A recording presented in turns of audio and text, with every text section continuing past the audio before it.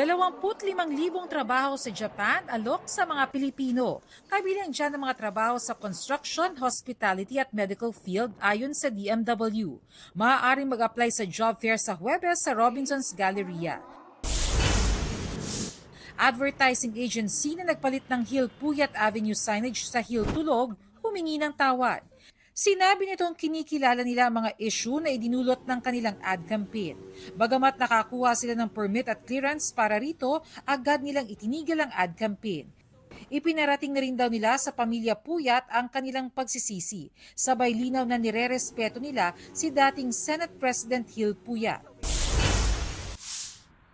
Pag-interview ng ICC prosecutor sa persons of interest sa investigasyon sa war on drugs ng Duterte administration, hindi mapipigilan ng Philippine government, ayon kay Solicitor General Menardo Guevara. Gayunman, iginiit ni Guevara na walang obligasyon ng Pilipinas na tumulong sa ICC kasunod ng pagkalas nito noong 2019.